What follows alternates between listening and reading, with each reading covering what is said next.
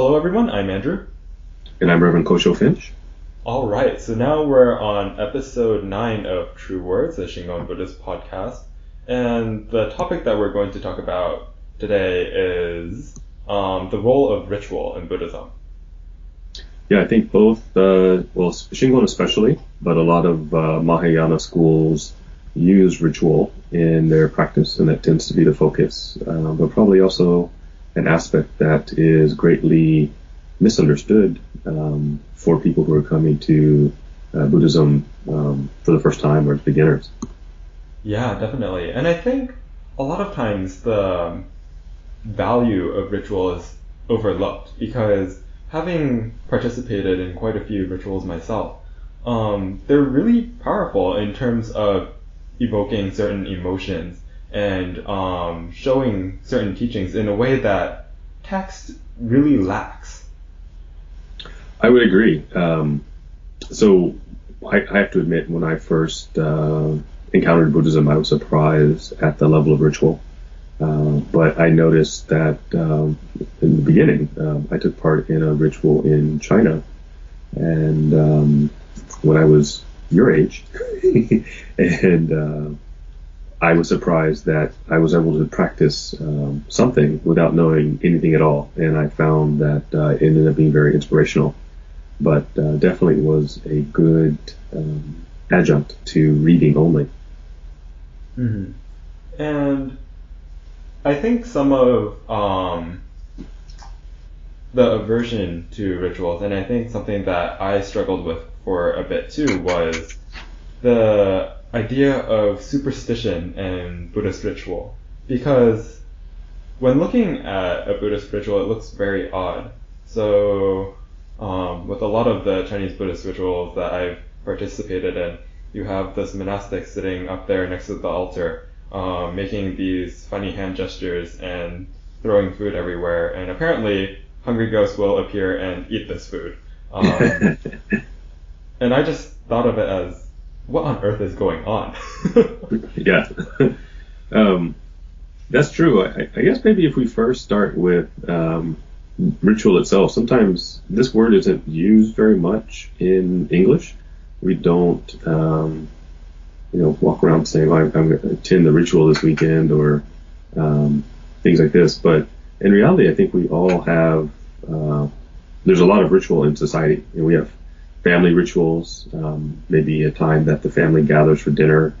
There's a certain set structure for that family meal. Maybe a certain person sets the table. Somebody cooks, or some group of people agree to bring a meal. So there's a lot of ritual structure within human society in general. When you greet someone, you shake their hand, or when you're in Japan, you bow to them. And not doing those things, or not following that order or that structure, causes people to feel uncomfortable. So in many ways, I think if we look at maybe the small rituals in our daily life, then ritual in a Buddhist context probably may not seem so unusual. It may help people understand the purpose for that kind of practice. Okay. So think about, so you're in school now, and there's a certain ritual for going to class. Everyone arrives before the proper time. Ideally, anyways. Ideally, takes a seat, and then takes out their study materials and awaits the teacher, and then the start of class. It continues, and at the end of class it ends. So generally, the students don't go and all sit on the teacher's desk or at their lectern. Certain things are not disrupted in that process, and so it flows smoothly.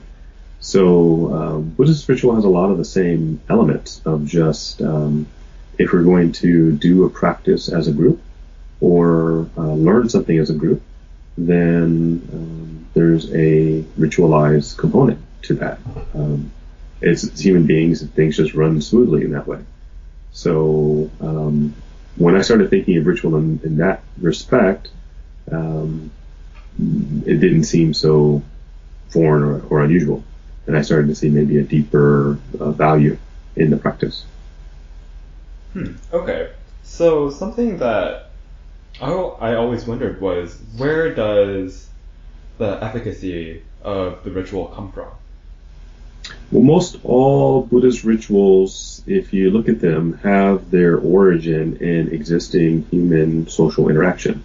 So a lot of Shingon ritual and Buddhist ritual in general have elements of Indian culture and customs. The way we greet one another, bowing, putting hands together, was the way people greeted each other at the time. It's considered respectful. The way that all Buddhist traditions today wear the robe was the way that clothes were worn in ancient India, and you'll see that reflected even say in Indian women's saris, the way they're worn wrapped around the body. So that's one level. A lot of Buddhist ritual has elements of offering of a meal.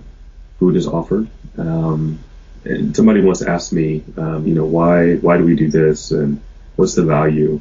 And I said, think how if you ever brought a cup of tea or coffee to your grandparent, the way you may have gone a little bit slower in doing it, the way they may have patted your hand and thanked you, is probably different than the way you bring it to yourself or just a buddy.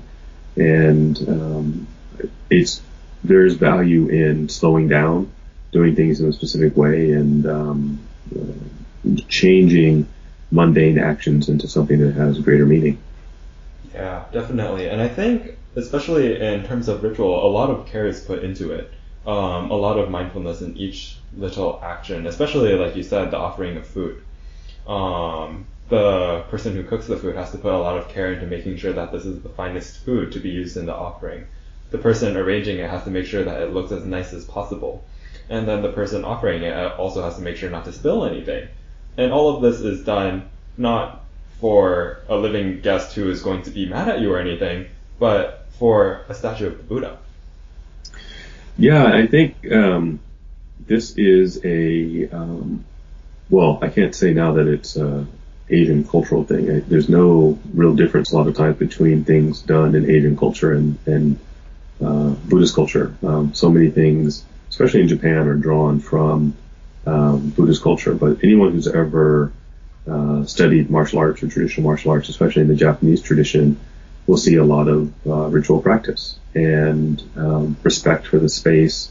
Maybe even if they have a very traditional teacher, cleaning the space, and probably learned that they had a deeper appreciation for that teaching in that practice space than they might for the local gym where they work out, where they don't have that care or respect for the space. I know a lot of yoga instructors who wouldn't hesitate to refer to the studio as a sacred space, and they don't, a lot of activities that would never be done on the practice floor that probably would not be given the same level of respect, for example, on the gymnasium floor.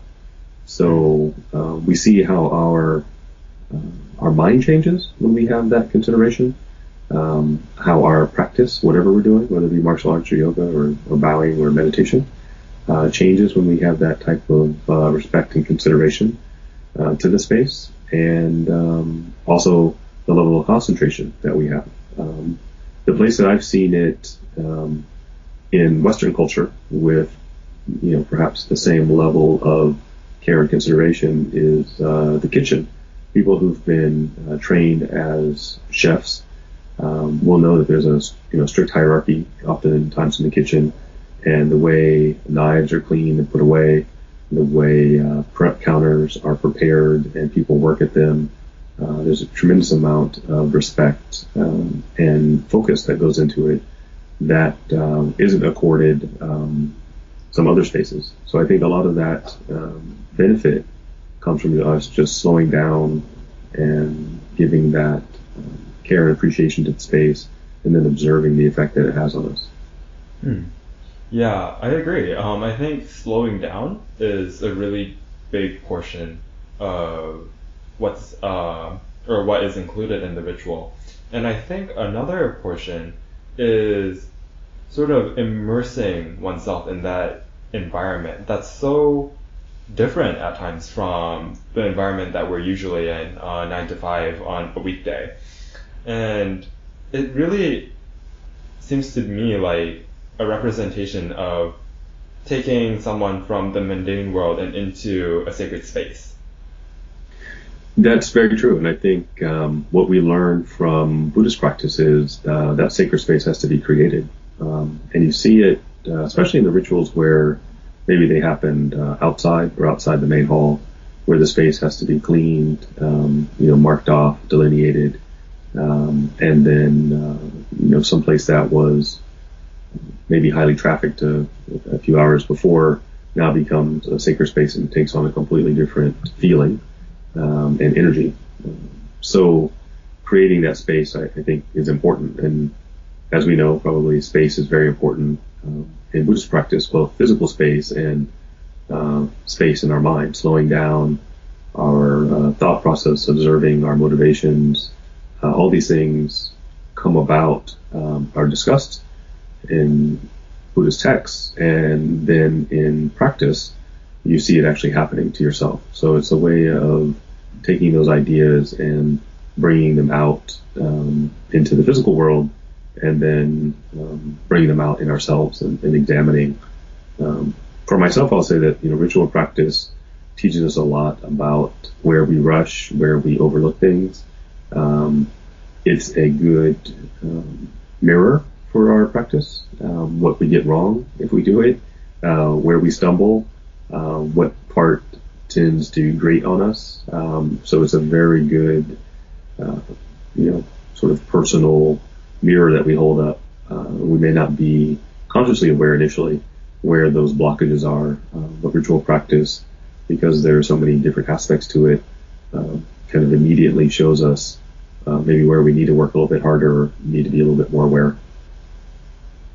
Yeah, and I think anytime, religious ritual or not, anytime that there's a prescribed action or prescribed sort of regulation, it's very easy to see where our own personal obstacles lie. So I know for me, when I was first doing my practice alone, on my own, every sort of practice would be accompanied by an offering of incense. So whether I'm doing my chanting or my meditation, I would light a little bit of incense first as an offering to the bodhisattvas at my little altar.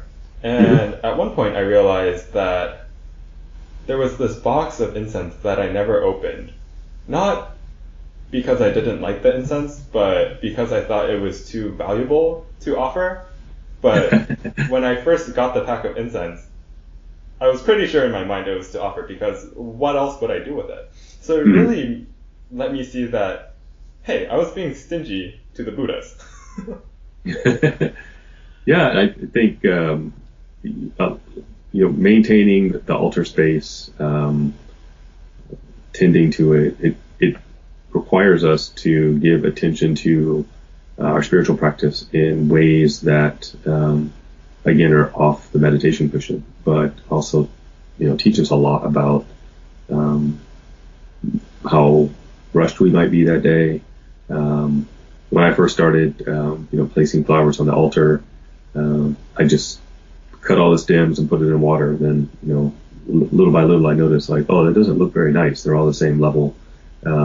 Other people, it made them feel uncomfortable. They're like, oh, it didn't seem like anyone took time to arrange the flowers. And then another time later on, I remember one of the older women at the temple came, and I watched her arrange the flowers. And she must have taken, what seemed like forever to arrange the flowers before she asked me to walk in and place them. And after watching her do that and watching her correct my placement of the flowers, I learned a tremendous amount about how just placing flowers was her meditation practice. And I realized that practice had started in her garden in Sacramento early in the morning, before the sun got too hot, cutting the flowers, wrapping them up, bringing them to the temple, getting there before most other people did, making the flower arrangements, offering them on the altars, that was a meditation practice that spanned the entire day. And then watching the effect that those flower arrangements had on the other people who came to the service that day. So it taught me a lot initially that I probably hadn't been exposed to growing up in a big city in America where everything was rush, just get it done. And every little area that we can slow down and learn. So ritual practice, I immediately thought, I see the value now. I see the value in this. Yeah. And I think I've had very similar experiences too. So anytime there's a chanting service at the temple, everything that is done really is a practice not just for the person who's preparing it, like you were saying with the flowers, but then it also affects everybody who comes as well. So for me, I'm thinking about how, like you said, arranging the flowers or arranging the offerings and the fruit.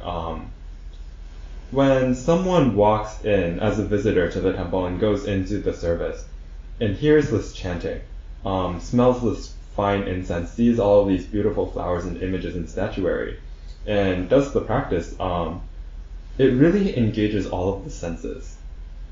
And I think there's a lot of value in that. Really showing something that has taken so much effort from so many different people to really complete this one service on a Sunday morning. It's really inspiring. I would agree. Sometimes I think about this, how to introduce this concept to people in America. I see a value in it. I think other people would as well.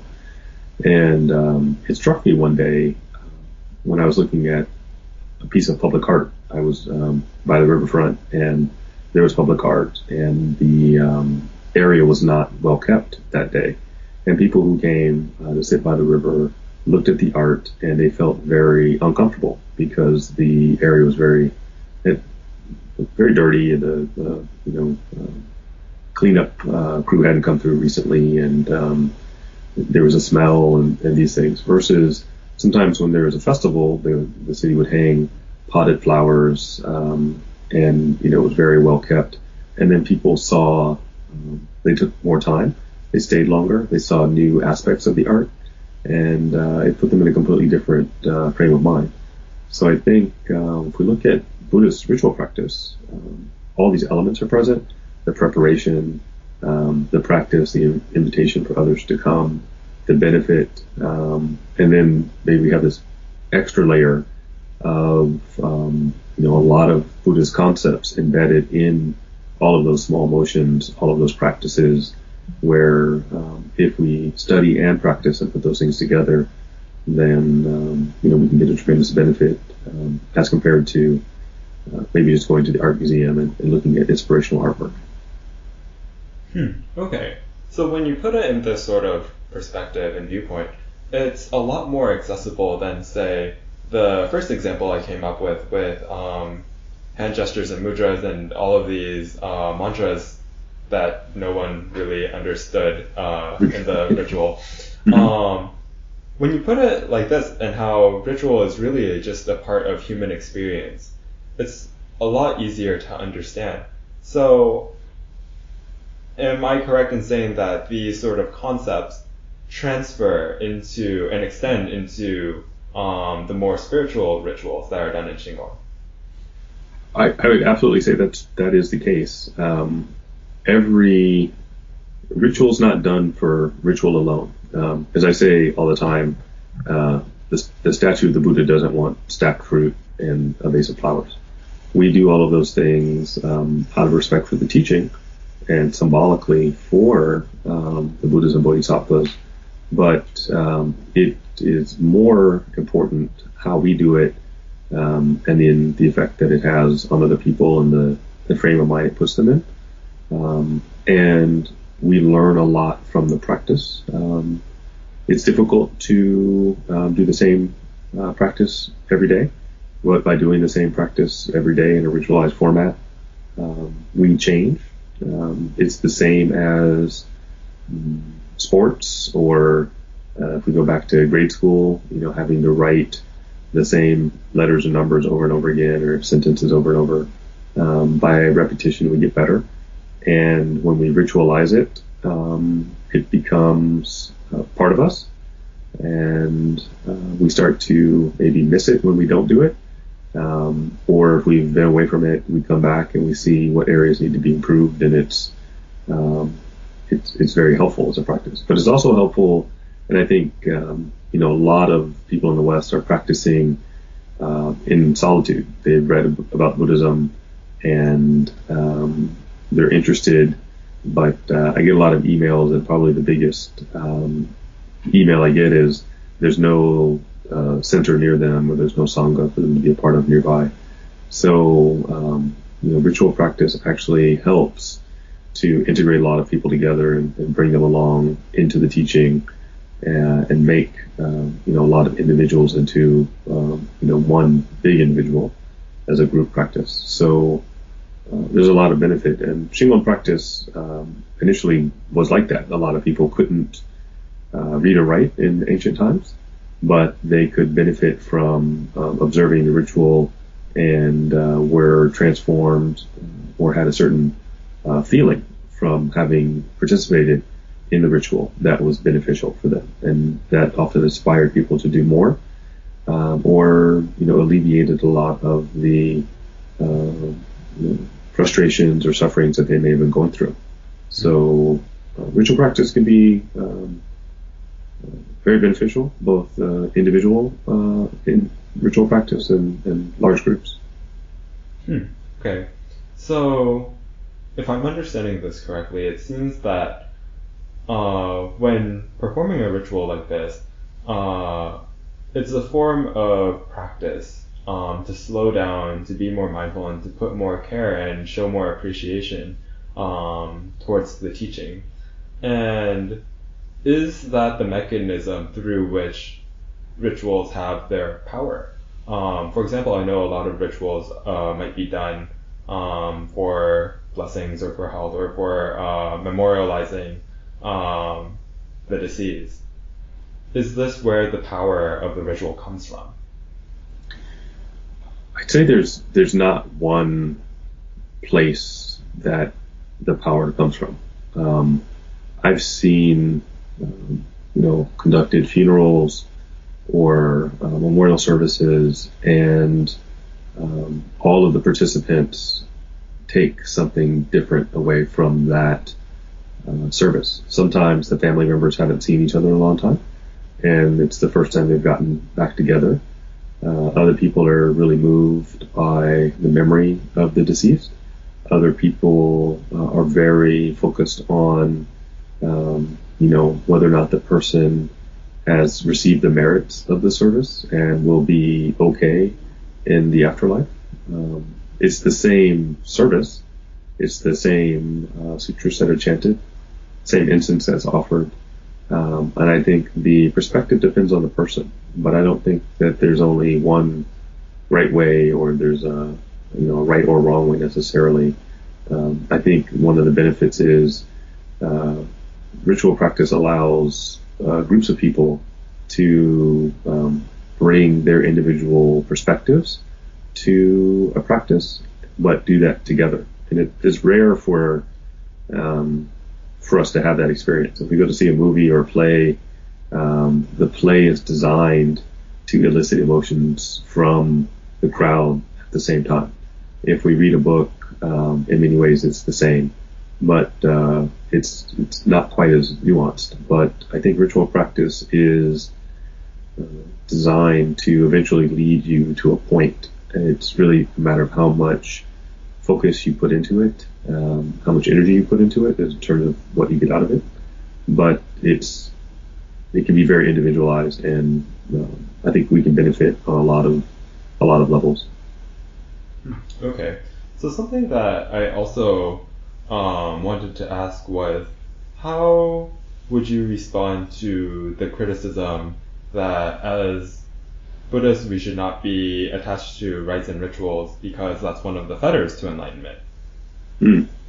I think when that statement was made, or that teaching is made, a lot of people attach to ritual as if I do X, Y, and Z, then I'm going to get this particular result. And usually, in a very sort of supernatural sense, someone will see me, take pity on me, and bless me in a certain way. And that was the only perspective that they cultivated. That's one perspective, but that's not the true underlying purpose of ritual practice. For Shingon practitioners especially, the actual purpose is for one to realize, their essential unity and their essential Buddha nature. And you do that through ritual practice. The practitioner is guided into that state of mind so they can have that realization. And that's really no different than the purpose of any Buddhist practice. It's just a different way to get there. But if the practitioner's only focus is, if I stack the fruit this way, or if I make the most expensive offerings, or bring something special, and do it very precisely, then somehow I'm going to get this special blessing, and that's what they're very focused on. Then I think it is an obstacle. That said, there's a lot of people who that is their focus. That is why they come to the temple. But I think it's my job to slowly guide them to see that there's a bigger purpose, not to say oh, you're doing it wrong. That's not helpful. So as the Buddhist path doesn't employ judgment, no one feels good when they're judged. They're not going to have someone scold them and say, you're getting it incorrect. It's more of a perspective of, okay, you're here. This time we're going to maybe guide you a little bit closer in this direction, or a little bit more, make slight corrections. And little by little, people, they change their perspective. So I think that's probably a better way. But if we see people with only that one perspective, that doesn't mean that they're necessarily completely incorrect. They're at least there. They're at least practicing. It's a lot better than other things they could do. And so transforming people's motivations takes time, no matter what that motivation is. Okay, thanks. So the other thing I was thinking about was that attachment has two parts. It has the sort of attaching in the sense of must have rituals, but then the other part of attachment is to completely reject it and be very uneasy when there are rituals. And I think within Buddhism, it's always sort of about coming back to the middle and being okay with it and being okay without it. I would agree. I think a lot of times, when I have, in the early stages, when I thought, there's no point in this practice, or why do I have to do this ritual? It was, when I looked deeper, it was, a very strong reaction of my personality not wanting to do that. How would I look doing these things? What would people think of me if they saw me do this? What is the purpose? It was a lot of my very strong personality getting in the way and not allowing me to ask deeper questions. So my rejection of some of those practices were fear. A lot of it was the same probably concern I had for or anyone has for public speaking. A lot of ritual practices, people observe you, or you do it as a group. Am I going to get it right? So when I looked really deeply, it wasn't that I had something, that I had found a flaw in the practice. I actually found a flaw in my motivation. So when I had that perspective, then I said, okay, I'll give this a try. and I found that there was benefit. I had some experience that was different than a lot of other experiences I had had prior in Buddhist practice. So I do think that if we look at the history of Buddhism, probably over 2,600 years, this has been a dominant form of practice. And I think we have to ask, well, why is that? Is there benefit in it? And especially in the West, before we just throw it away and say it's superstitious because it's different or looks different than what we commonly do, we probably need to engage with it, work with it, and ask questions deeper than maybe just of the person who's next to us who might have a flawed understanding or the wrong motivation for being there. So I would encourage people to, go and observe, ask, does it seem to benefit the people who are engaged in it? And then, realize that although it is highly structured, ritual practice is really no different than graduation ceremony. You start off having not graduated, and at the end you're now a graduate, and it's kind of a rite of passage. But if we don't have a graduation ceremony and the school just says, okay, it's the last day of class, thanks, maybe we feel a bit like something's missing, or we haven't been able to really fully have this experience of education. So ritual practice is something we all do in some form, but if it works, why it works has a lot to do with our motivation. Do you graduate and walk across stage and feel a sense of achievement and want to do something now with that education, or is your motivation to walk across and prove you're better than other people or disrupt the service or something? So a lot of that is our, where does our mind stop in that process? Gotcha. So, thinking about this discussion today, it seems like, I would hope that we've sort of shown that ritual really isn't that far-fetched, and it's really not that distant from what we experience in our daily lives and what we usually do. It might look different, but the underlying basis is the same. The other thing is, though, I think a lot of times the word ritual just has a lot of connotations with it. For example, when talking about ritual, obviously, in my experience, people will bring up, about ritual. Do you do ritual sacrifices? And the answer is no. Especially in Mahayana Buddhism, a lot of us are vegetarian. We're not going to just sacrifice animals to appease some Lord Buddha God. So there's just in case, to repeat, there's no animal sacrifice in Buddhism. There's no animal sacrifice, no human sacrifice. I mean, the food we offer isn't really sacrifice because we eat it afterwards anyway. So right, symbolically offered and then eaten later. Yes.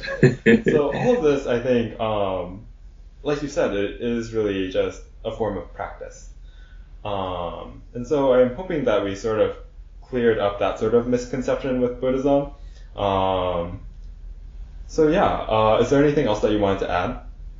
I would just say in closing, I read a lot of sometimes Western authors who have talked to especially practitioners in Asia and from a traditional standpoint who have a very traditional view of ritual practice, and they speak in terms of gaining blessings from the service, and the Buddhas are actually present, and I would say that's fine. Don't reject the practice just because that's not your experience on day one. I think if you ask a lot of those practitioners, this probably wasn't their initial experience. I'd say there's a range of experiences available in those practices. But I guess my hope is a podcast and website, some of the other things we do, help to show the value in those traditional practices, because I think when we reject them immediately, we're actually losing a lot of the benefit of the Buddhist tradition of countless generations of people who came before us, and a lot of trial and error in countless cultures and countries and regions, and to recreate the wheel in this country by rejecting and somehow starting over at a different point, probably doing us a disservice. Buddhist practice is about getting us closer to enlightenment, further away from our day-to-day obstacles in life, and perhaps I'll put out there that rejecting a lot of traditional practice is actually just another obstacle rather than really getting us closer to what the Buddha was teaching. Definitely. And something that I just thought about was that a lot of the teachings, I feel, are embedded into the ritual. So within the ritual, we're actually experiencing a lot of what the texts will talk about. But when we're reading about it, it gives us that knowledge on an intellectual level, but we never really know what it feels like. So, I did a lot of psychology, so I see this as sort of replicating an experiment. So you have someone who does this first experiment, and he or she writes down all of the methods that were used. In the psychology lab, this would be, we use this scale to measure this, and we had this in the variables and whatnot. But then in a Buddhist setting, it's, so you have this, you recite this, you do this, and this is what I came up with. Let's see if you have the same experience. And it's trying to convey these experiences that a book just doesn't do justice. I think that's a very good analogy, and I don't think Buddhist practice is too dissimilar from a laboratory experiment. I think what's different, and it's the hardest thing for psychology, for religion, for philosophy, is understanding and transforming the human mind. But what I do think we've seen is beneficial is repetition. When we do have a practice that we do, and we do keep other people in mind, and we do ascribe ideals to that practice, it does transform people. And so we do it repeatedly. And I don't think it's too difficult to see whether it's the Pledge of Allegiance, or in a military sense, raising of the flag, and people gathering for that experience every morning, and the feeling of love towards country, or if it's a Buddhist ritual and we're dedicating merit and really trying to expand our mind, and perhaps feeling more connected to humankind and people whom we maybe didn't feel a connection to. That repetition is beneficial.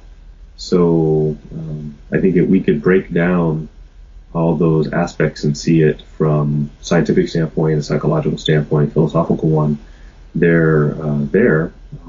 But again, rather than recreating it or stripping away one culture's elements, I think we can give it a try and add new Western elements. I think would be fine. As you know, sometimes instead of offering tea, I offer coffee. I think that's a good good modification. So I think that's probably a better way to do small tweaks rather than sort of throw it out the window and say somehow we're getting back to an original form of Buddhism, which perhaps never really existed. So maybe this is my manifesto in defense of tradition. And I mean, if we go back to original Buddhism, the offering is still in there. And a lot of those very simple rituals are always in there. And I think it's because there's always this aspect of when you're making an offering, you're always keeping someone else in mind and you're really attending to them. And I really liked your example at the beginning. And so I want to reiterate that example of getting a cup of water or something for a grandparent. Because a lot of my training in Buddhism was based around that. It was preparing drinks and food for the instructors, the teachers who would come. Oftentimes they would take a plane ride from states away just for this one lecture. And so it gave us a chance to show our appreciation towards the teaching, just as how we show appreciation towards the Buddha with making offerings. But then it also makes us think about, what can I do to really make this as pleasant as possible for the teacher? So making sure that the water is at the right temperature, not too hot, not too cold, in the right place so that it's easy to grab on the table, and just making it so that it's not just about us and ourselves, but more about the other people around and expanding our capacities. Yeah, I think those things are very important, because Buddhist practice, ritual or otherwise, should go in both directions. We should be thinking, not just about what we may get out of it or how we may change, but also how we are helping others, helping the community, and benefiting other beings. And that perspective is built into the ritual. So in many ways, one of the other benefits is we don't have to maybe think about all of those things immediately. The ritual has those things designed into it, and then over time we become aware of them, and that is probably less overwhelming than someone giving you a list of, okay, these are all the things you have to keep in mind. That's very dry, but a ritual is very alive. It's very very human, and can be, I think, much more transformative. And again, human life is short, right? It's faster in many ways than memorizing lists of things and then trying to figure out what it's supposed to invoke inside of us. So. All right, we went a little bit over time this time, but thank you again for the teaching, Sensei.